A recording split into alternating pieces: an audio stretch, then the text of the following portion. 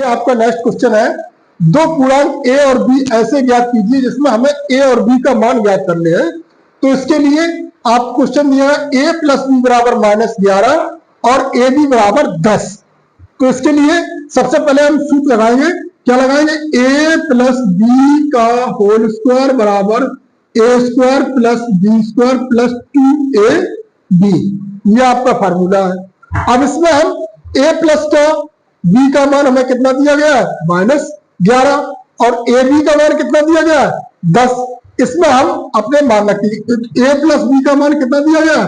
-11। इसका वर्ग करेंगे तो A square plus B square plus 2ab का मान कितना दिया गया है? 10।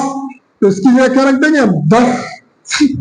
तो 11 का वर्ग कितना होगा? 11 121 बराबर A square plus B square plus 10 दूनी कितना हो गया? 20। 10 दूनी कितना हो गया? 20। पक्षांतर करने पर, क्या करने पर? पक्षांतर करने पर ये इस तरफ किसका है? प्लस का। तो इधर पक्षांतर जब करेंगे तो किसका हो जाएगा? माइनस का। तो 121 माइनस 20 बराबर A square plus B square. तो यहां पर कितना बचा तुम्हारे पास?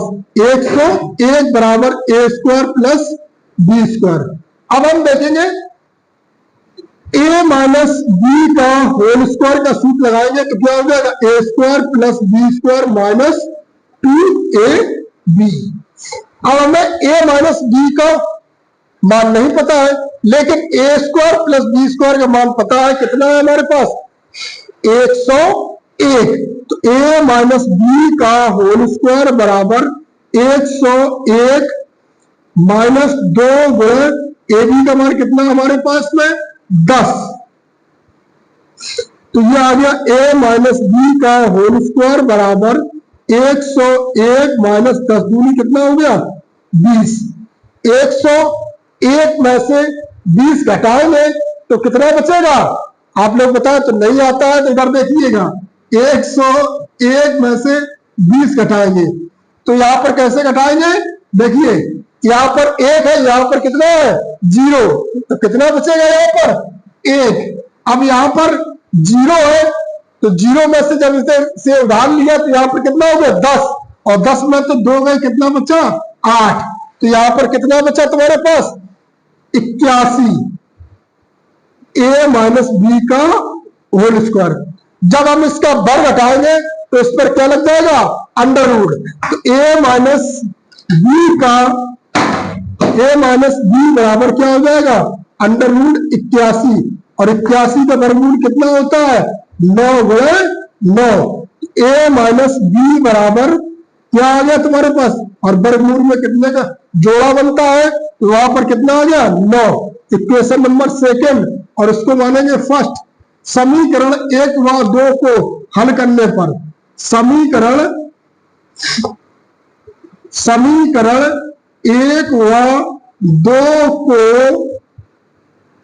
हल करने पर समीकरण 1 क्या बताया मैंने? a प्लस बी बराबर -11। a प्लस बी बराबर -11 और सेकंड क्या है आपका? a माइनस बी बराबर 9। यहां पर देखेंगे या तो a को बराबर करें या b को बराबर करें और उसके चिन्ह बदलने पड़ते हैं। तो यहां पर हम लिखेंगे तो दोनों ही बराबर है और चिन्ह भी अलग अलग है। तो यहां पर हम लिखेंगे जोड़ने पर। क्या लिखेंगे? जोड़ने पर। जोड़ने पर ये कट गया तो a और a कितना हो गया? 2a। और -11 में से 9 चलेगी तो कितना बचा तुम्हारे पास? माइनस का 2। a बराबर क्या बचा? -2 बराबर बटे 2। तो क्या आ गया? -1। तो a बराबर कितनी वैल्यू निकली? -1। a का मान चाहे तो समीकरण 1 में रख दो या समीकरण 2 में रख दो, जो भी आपको अच्छा लगे उसमें आप स्वेच्छा से ही रख सकते हैं। तो हम समीकरण 1 में ही रखने पड़ते। a का मान समीकरण 1 में रखने पर, तो 1 क्या है तुम्हारे पास? a प्लस बी बराबर 11। तो ए का मान कितना है, -1 प्लस बी बराबर -11। पक्षांतर करने पर, क्या करने पर, पक्षांतर करने